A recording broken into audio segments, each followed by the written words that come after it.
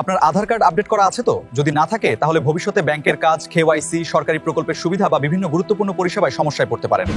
বিশেষ করে যদি আপনার আধার কার্ড 10 বছর বা তার বেশি পুরনো হয়ে থাকে এবং এখনও কোনো তথ্য আপডেট না করে থাকেন, তাহলে এই খবর আপনার জন্য অত্যন্ত গুরুত্বপূর্ণ।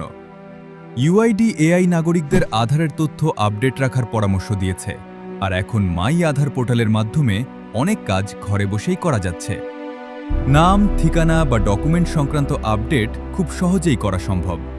সবচেয়ে বড় খবর, অনলাইনে ডকুমেন্ট আপডেটের ফির সুবিধা রয়েছে 14 জুন 2026 পর্যন্ত।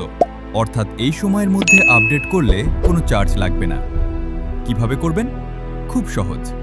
মাই আধার পোর্টালে গিয়ে আধার নম্বর ও ওটিপি দিয়ে লগইন করুন। ডকুমেন্ট আপডেট অপশনে গিয়ে নিজের তথ্য মিলিয়ে দেখে প্রয়োজনীয় ডকুমেন্ট আপলোড করুন। সাবমিট করার পর একটি রেফারেন্স নম্বর পাবেন, যেটা দিয়ে স্ট্যাটাসও দেখা যাবে। তবে একটা গুরুত্বপূর্ণ কথা, সব কাজ কিন্তু ঘরে বসে করা যায় না।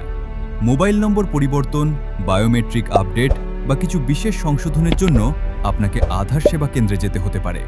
তাই আপনার আধারের তথ্য ঠিক আছে কিনা আজই একবার চেক করে নিন, কারণ একটি ছোট ভুল ভবিষ্যতে বড় সমস্যার কারণ হতে পারে।